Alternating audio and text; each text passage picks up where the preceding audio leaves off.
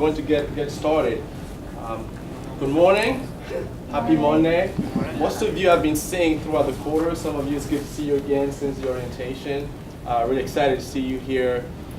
More importantly, I'm very, very happy to have Radja to share some time with us today. So he's going to be talking with you all for about an hour, and then right around 1, we are going to open it for a question and answer. So if you want to dive a little deeper into some of the things that he's talked about or he's going to be touching on, come on by to engage with him a little further, and just kind of don't hesitate. That's an opportunity when we have someone who's had a very unique lived experience and life experiences to come and share with us. This really is a unique opportunity to engage with that and get as much as we can from it. Right? So let's make its time worthwhile and make the most out of it for ourselves. Lou and I go way back. I want to say up to 20 years, roughly. In those ranges. We first met at Portland State University when I recently arrived from Senegal Republic to the United States of America to pursue my studies there. And we hit it off.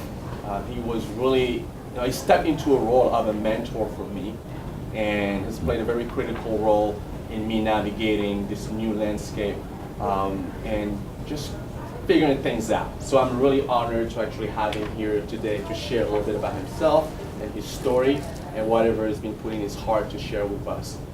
He's accomplished a number of things. I don't want to butcher it. I could go on for a while, explaining the things that he's been involved in, but I'll just read what he would rather me read, so that I don't eat up too much of his time. But a little bit about Lou is that he's a true social entrepreneur. He continues to work tirelessly to improve the lives of many across the globe. He's a recognized and award-winning motivational speaker. He's the founder of the Lou Radja Enterprises. His message of personal growth, leadership, diversity, and service inspires audiences to be more and to give more. As a founder of and executive director of Edu Congo, so Education Congo, which is a US-based nonprofit organization, Lou's energy is devoted to generating awareness and support to provide quality education for over 2,000 underprivileged children in the Congo. Lou is a member and past president of the Portland Pearl Rotary Club and an active member of the World Affairs Council of Oregon. With that, let's give our undivided attention to Lou. Thank you. Thank you, thank you, thank you. Thank you, sir. Appreciate it. Appreciate it. Thank you, Parfait. I am incredibly grateful for this opportunity to connect with you, particularly because of the Ignite program. I relate to it simply because of my background and the importance of education as a launching pad to our dreams, to our goals, to our perspective, to our imprint on this planet. As Parfait mentioned, we go way back, and I've been a big fan. He mentioned mentor, but not really. I've been a fan of his since day one because I fell in love with his passion, integrity, and sense of commitment to a better world. And he did that through his music. He did that through his writing. He did that through his speeches, and then just being a friend.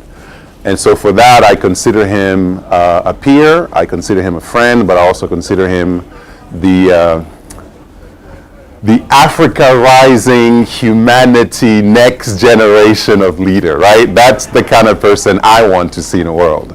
And so I'm very grateful that he gave me this opportunity to come and meet with you guys and share some nuggets and have you ask a ton of questions, because I'm not here to just share stories. I rather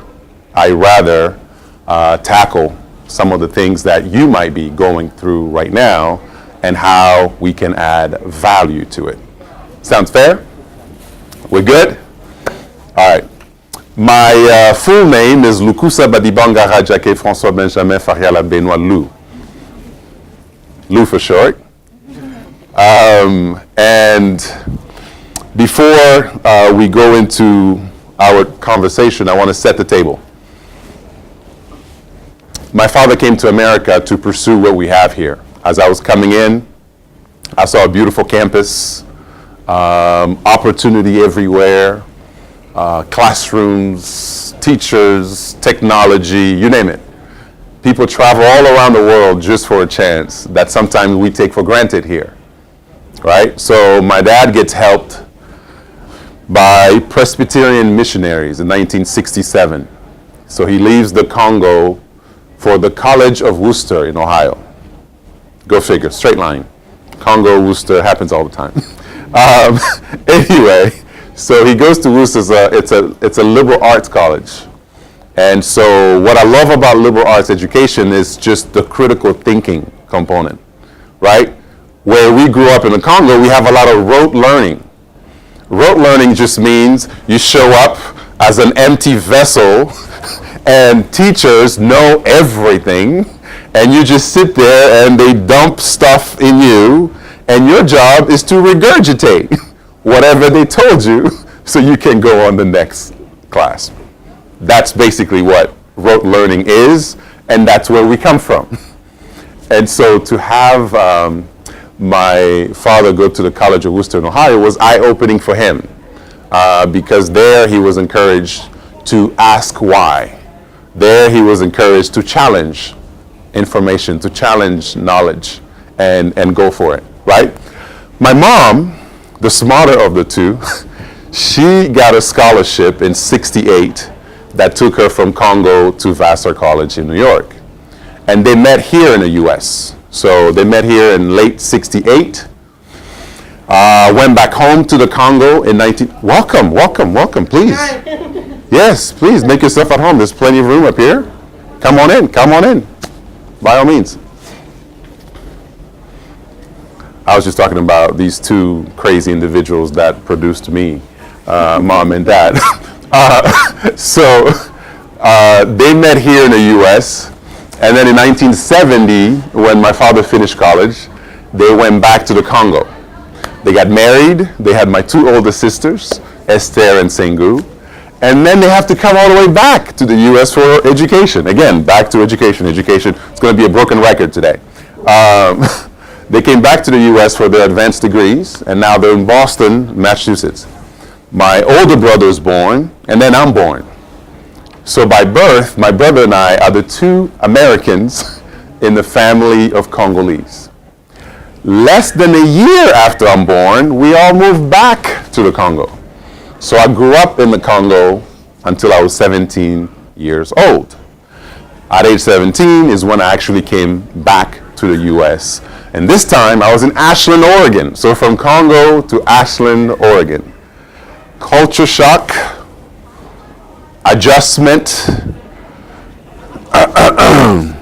right? It's like, what's going on here? And finish high school, and please, welcome. Make yourself at home. Yes, indeed.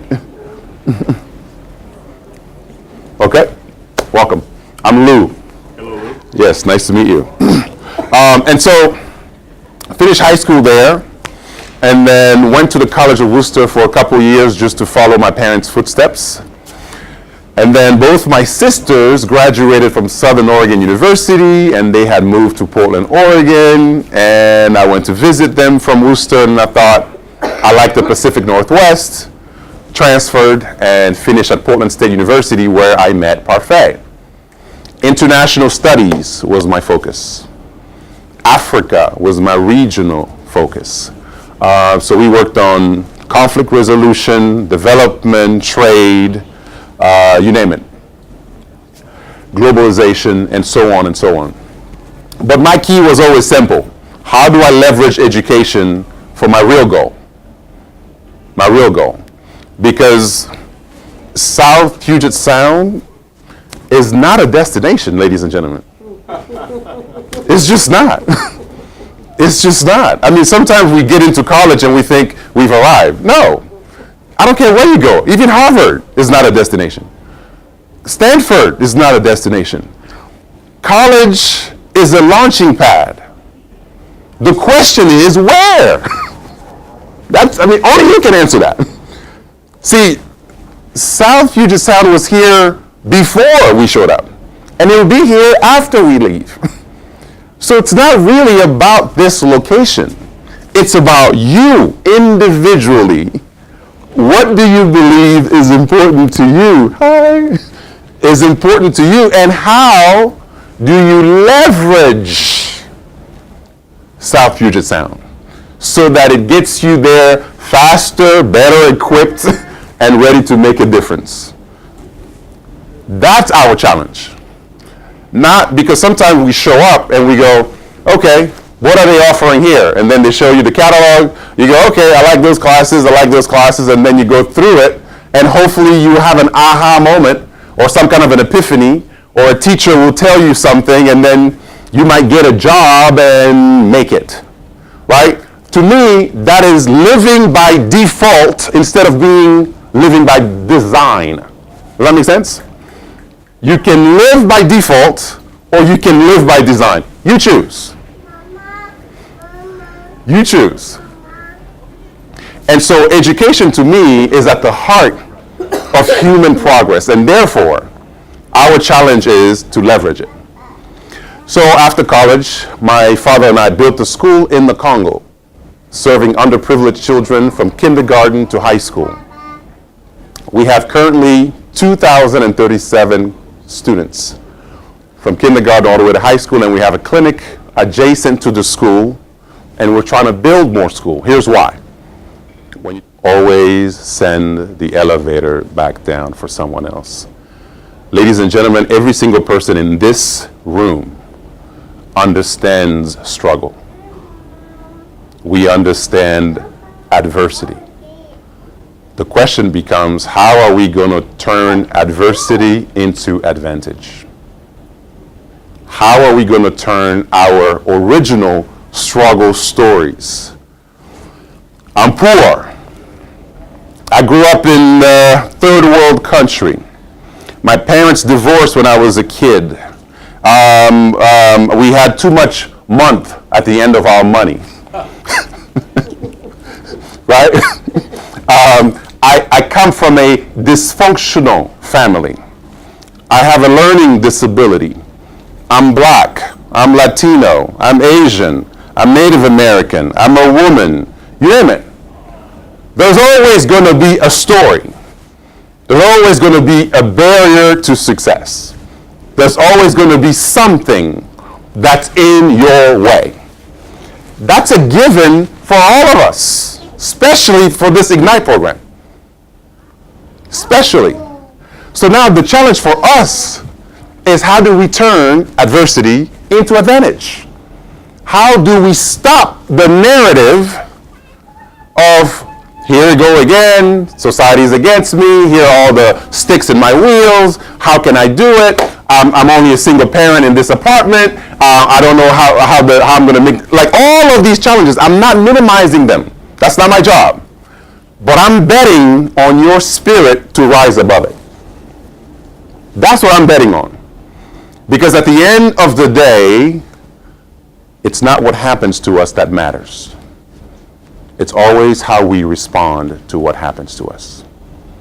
Life is 10% what happens to you, 90% how you respond to what happens to you.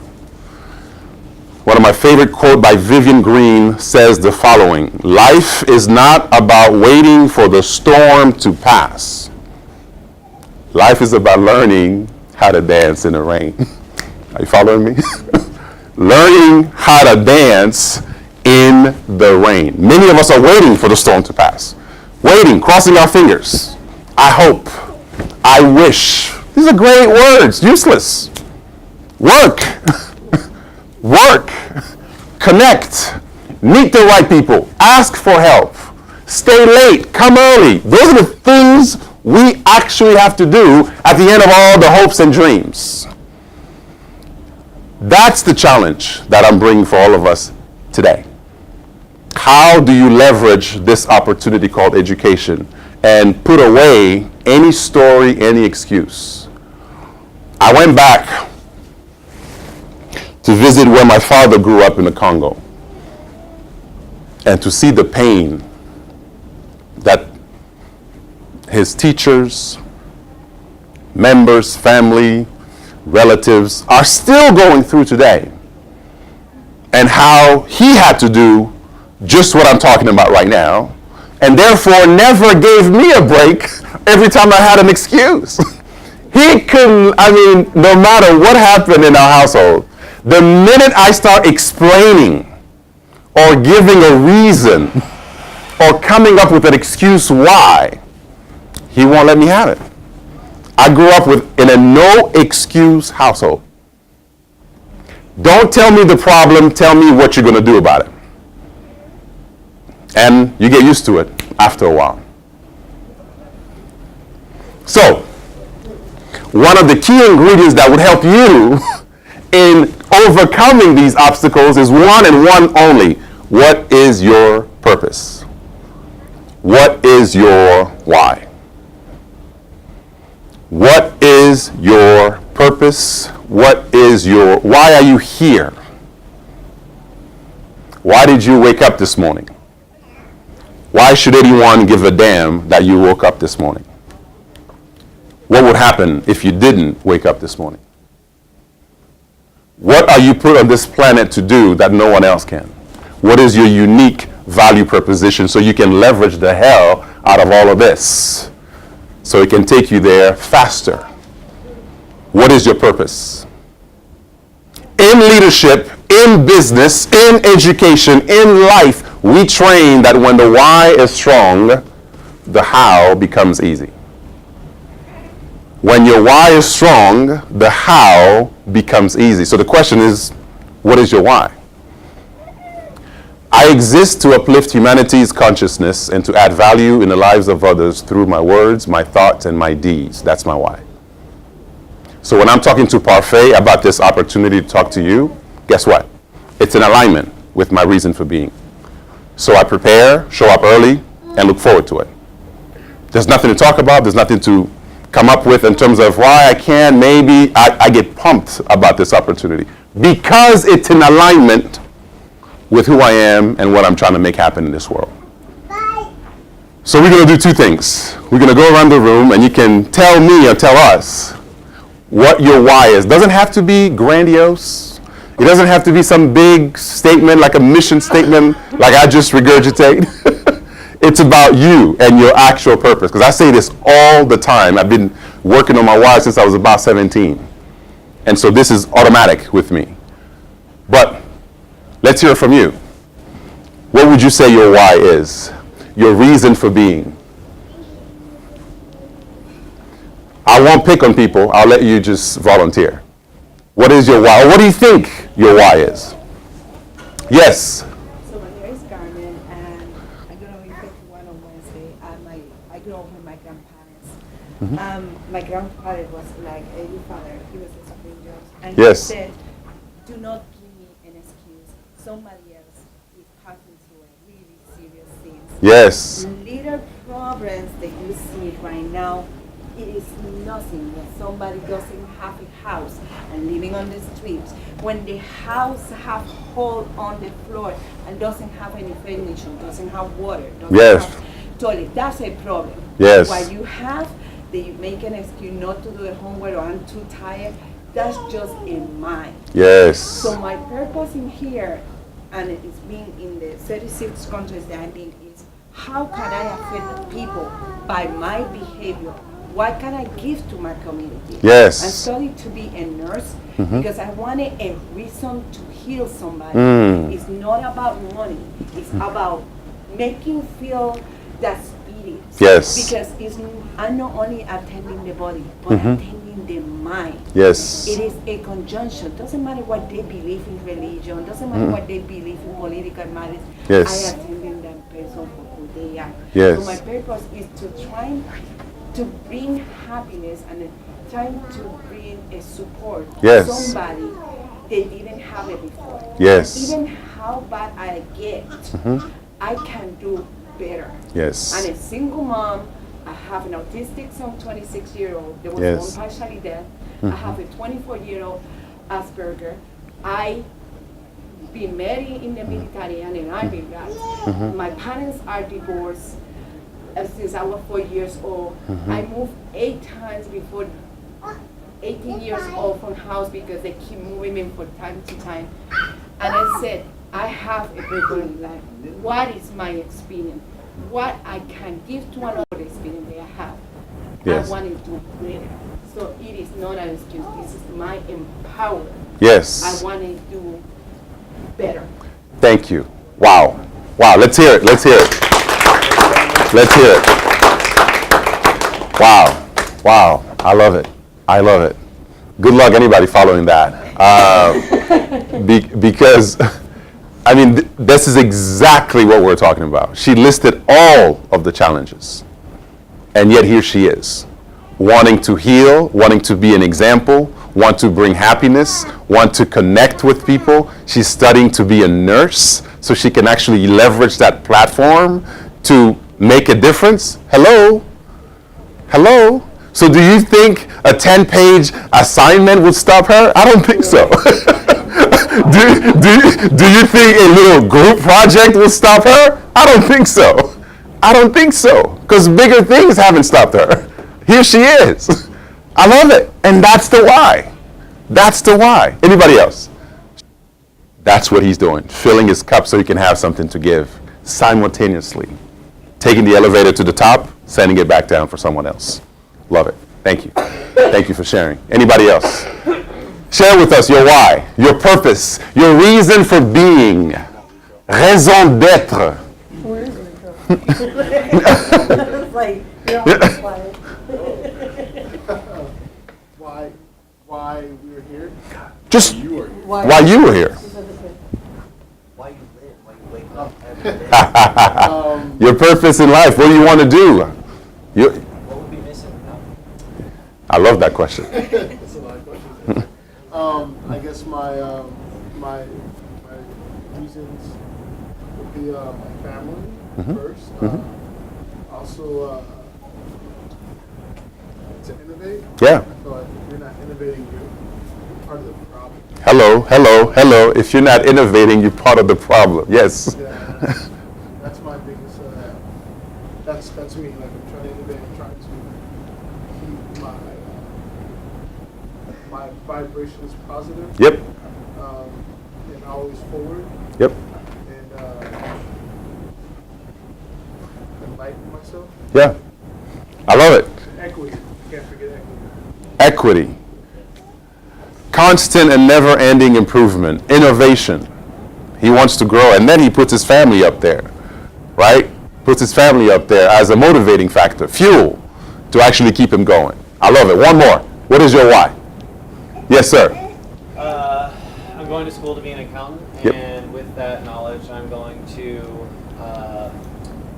just submerge everyone I meet with education and financial literacy. Yes. Because Wow. money is everywhere, and Yes. we're responsible for a lot of things. Yes. And all we seem to know about is that we have to work for it. Right. That's basically it. And there's way much more to that. Oh yeah. Yes. Oh yeah.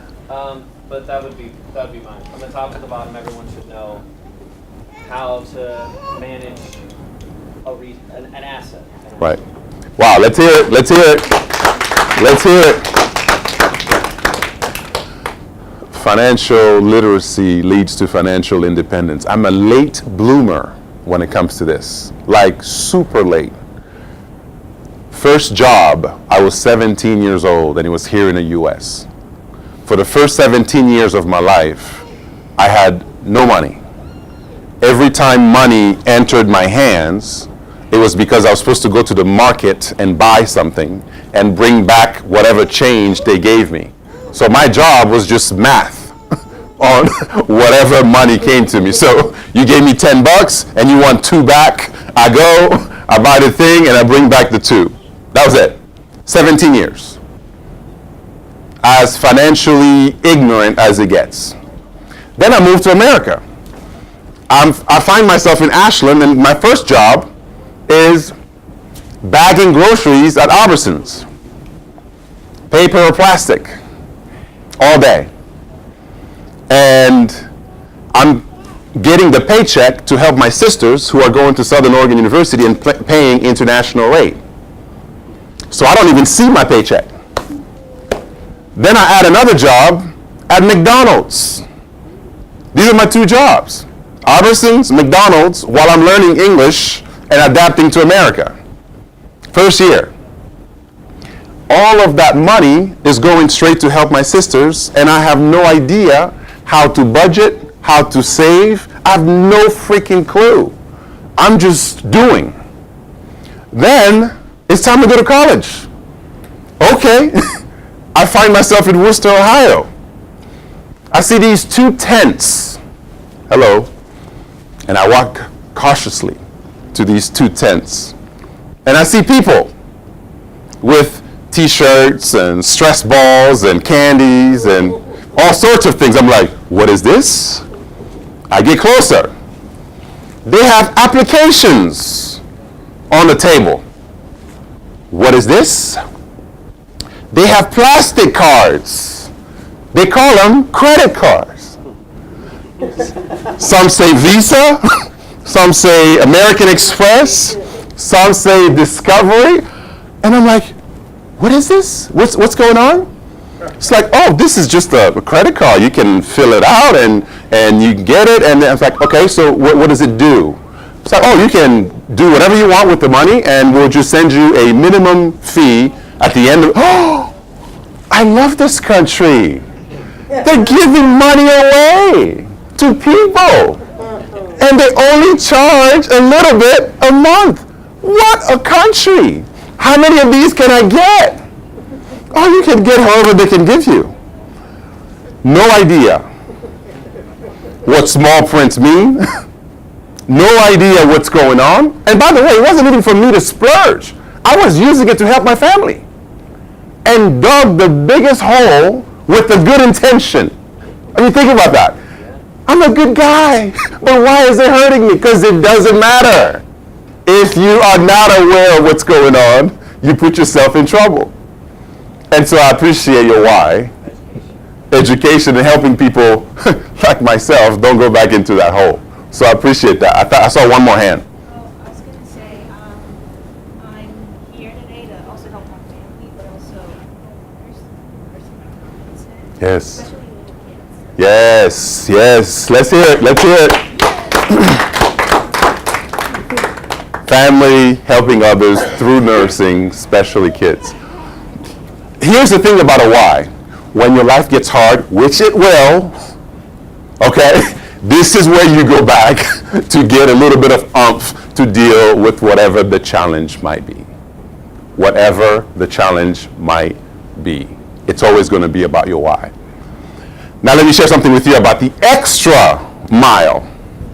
The extra mile. So now that you know your why, now that you're thinking about your why, now that you have your centerpiece, let me tell you that this world could care less about people meeting expectation. There's too much competition out there. You will not stand out, I promise you. You will not stand out. You will not make it if your goal is to meet expectations. In anything.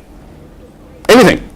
Applications, sports, finding a job, going to grad school, getting your PhD, buying a home, you name it. Any challenge you have, I'm asking you to go above and beyond what's expected. And here's what I mean. Here's my definition of success.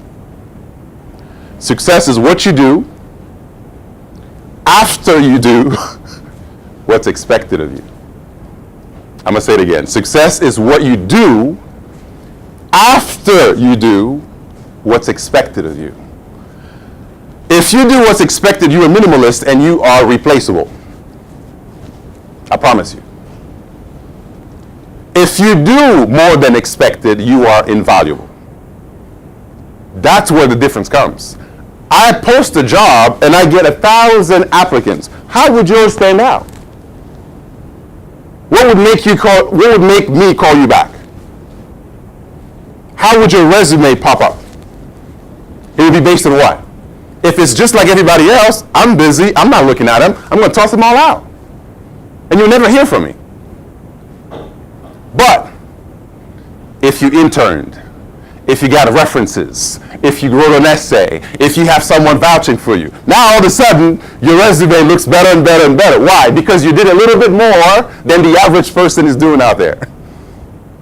And now I'm interested in calling you because I know the kind of person you are. I asked you to show up at 8 and you showed up at 7:30. You just told me a story about you. I asked you to leave at 5 and you leave at 5:15. You just told me a story about you. And that story is this: I'm doing more than expected. This is the only way you actually stand out in an ultra competitive world. And by the way, when you come in at 7:30, that's not a gift to your boss, that's a gift to yourself. When you stay 15 minutes late, that's not for your work, that's for you. Because a job, here's what a job means: just over broke. That's what a job means. People don't hire you to make you rich. No, they hire you to make them rich. So their goal is to go up, and they'll hire you to make that happen. So if you want something for you, then you got to do a little bit more. That's how you get promoted. That's how you get bonuses. That's how you get recognized. That's for you. That's not for the company. So the mindset of the extra mile is actually the best gift you can give to yourself. Here's a quote that I love about the extra mile: there are no traffic jams on the extra mile. Because people don't want to work. If you work, trust me, that's your competitive advantage. 90% of the people, they don't want to work. They don't. They rather sit on the couch, they rather think about it, they rather call their friends, they rather walk around the mall. That's their natural inclination. So if you really want to separate yourself from anybody, just do a little bit more. And make that part of the norm in whatever you do. I promise you, most people rather not. Have you heard about the path of least resistance? That's literally human nature. That's how we roll as human beings. That's how we roll. We want to get the most by doing the least. That's how human beings are wired. So therefore, for you to stand out, you just got to reverse that in everything you do and make that your new normal. Does that make sense? It's called the extra mile, going above and beyond what's expected. These chairs, these couches, you sat on them expecting them to hold your weight. And guess what? They are. I don't see anybody jumping around giving high five talking about the chairs. You're not. Why? Because they just met your expectation. It gets exciting when something exceeds your expectation. So here's the bar. This is called the expectation bar, whether it's here at South Puget Sound Community College or anywhere in your life. Here's the bar. Your first job is to know what the bar is. What's expected here at Puget Sound? What's expected at work? What's expected in your household? What's expected in society? What's expected in America? Whatever the thing is, know the bar. That's your first job. Now there's only 3 outcomes that can happen with the bar. You can either be below expectations, which sucks, and I don't recommend that, or you can meet expectations, which is okay, just like these chairs, or you can operate on the third option, above expectation. Which one do you think will give you the most return? That's where you make your entire business model above expectation. Above expectation. I love to go on a safari. I go back to South Africa just about every 3 years or so on my way to the Congo. We go to this lodge. This lodge is called Tin Swallow. Their entire business model is operating on the third option, which is above expectation. We show up, they had already done all their homework. They knew all of our names, what's going on, why we were there. We literally come off the Jeep. They had drinks, they had drums, they had all sorts of cool things. And we're sitting there going, how do they know? We love these guys, right? And so every time we will go on a game drive, right? So you go in the morning, you come back at lunch, you go back in the afternoon, and then you come back again, right? So twice a day. Every time we left the lodge, they will sneak in there and leave some pleasant surprise for us when we come back. Every day. So you walk in your room, all of a sudden there's rose petals. You're like, okay, thanks. Next day you come back, chocolate. Okay, thanks. Third day, bottle of wine. Okay, come back again. They started your bath water. Okay. Third day, there's a book of quote by the bed. I'm like, what is going on? So I go to see the manager. I'm like, I love this place. What's your story? He tells me tin swallow means a pleasant surprise. We always want to keep you happy because we want to go above and beyond what you expect. I've recommended at least 12 families to that place. And here I am talking to you about it because it left an impression. Every time you do more than expect. I don't even care if it's your relationship. You and your girlfriend, you and your boyfriend, you and your partner, it doesn't matter. There's an expectation bar. If you meet it, if you go above it, wow, magic. My wife's birthday, September 24th. We've done it all, right? A nice dinner, a present, a sweater, whatever. She kind of goes, thanks. It's kind of expected. It's her birthday. Now, it's a random Tuesday. I send her a couple flowers with a note, just thinking about you, love you. She's crying. What's the difference? She didn't expect it. That's the only difference. Because on her birthday, I do even more than that, but it's kind of like, it doesn't have the same impact. But on a random day where she's not expecting it, it's the biggest deal in the world. Why? Again, here's the bar. That's above it. It's as simple as that. This is not magic. It's literally that simple. A teacher asks for 10-page paper and you return a 12-page paper. You just told the teacher something about you. Make that your new normal. Make that your new philosophy, and I promise you, everything will work for you. We started with 198 boys and girls in the Congo in 2002. And now we have over 2,030 something, right? Now think about it. Before we can pat ourselves on the back, you look outside in my country, we have 8 million kids that can't go to school. 8 million. So the need is always greater than your effort. That's why I'm asking you to go above and beyond. Because the people who receive your help, the people who are the beneficiary of your mindset, they need you more than ever. And so we can't just be minimalists going like this. You know the old cliche at work? People do just enough not to get fired, and people are paid just enough so they don't quit. This is life right here. This is what 80% of us are doing outside. We're going like this. No growth.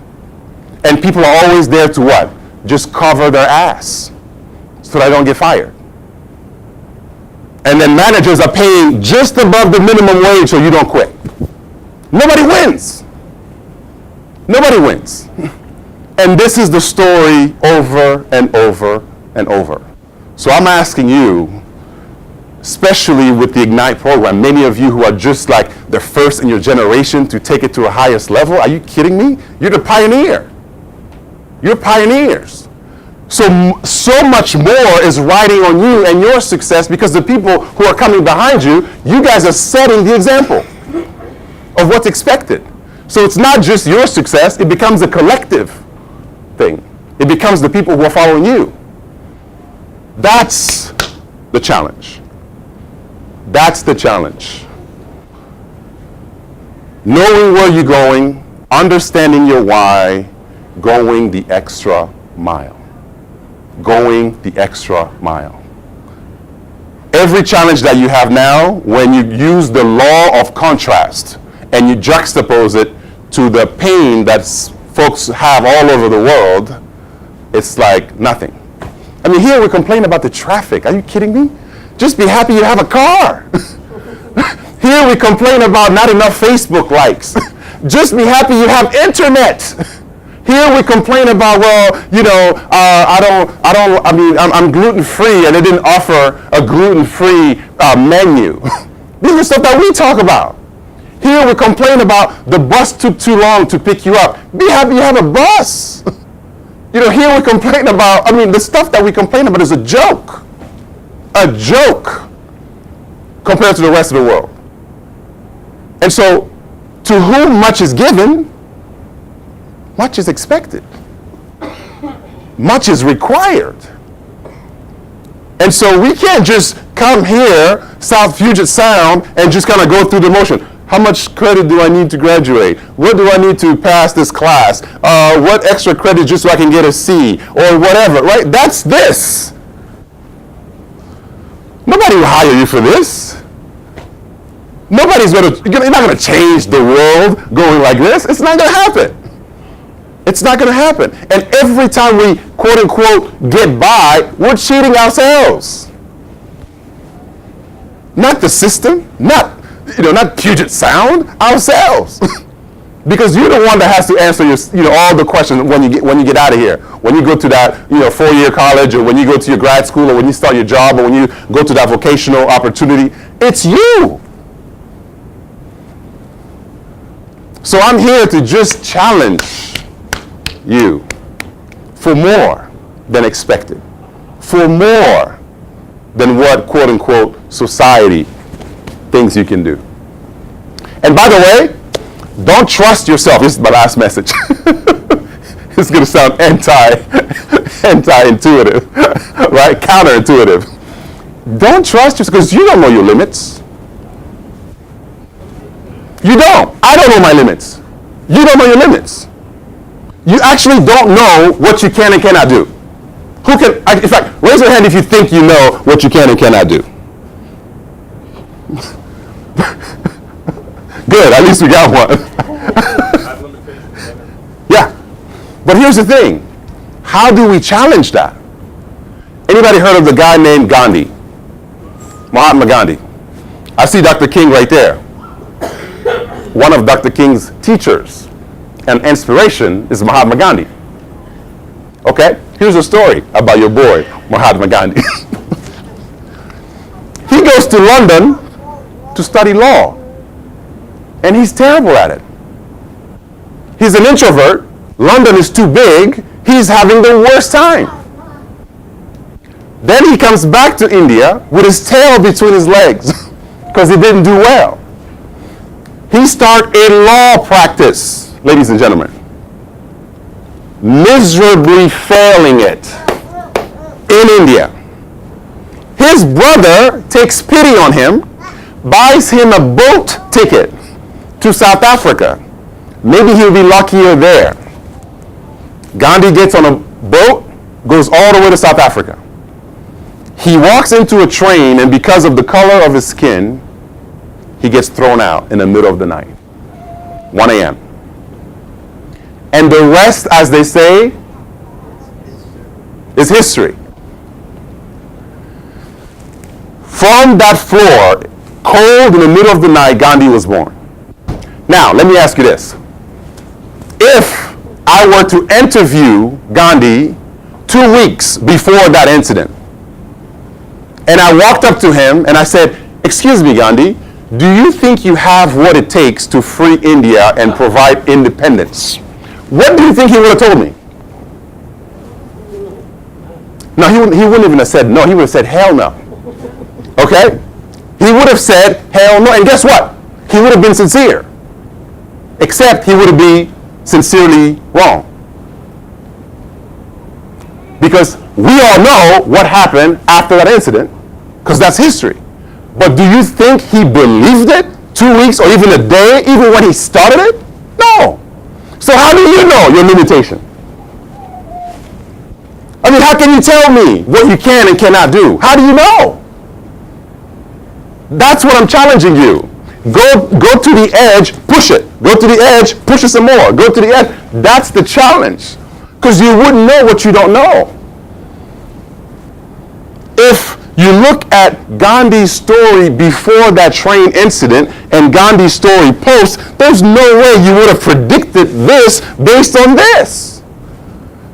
So do not let your biography be your destiny. Your biography does not have to be your destiny.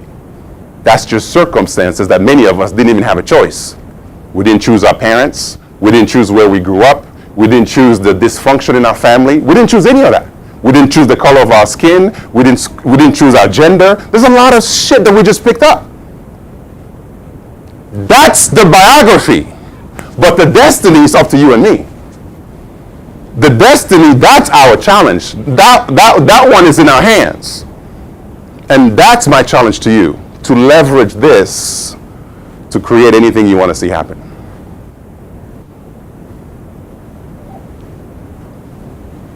Questions? Comments? Yes. So, how's the system funding right now? Incredibly challenging. The government spends less than 2% of its budget on education. We have 71 million people. We have close to 10 million kids that cannot go to school. And unemployment rate from age 17 to 35 is 54%. So it's miserable. It's hell. That's the current reality.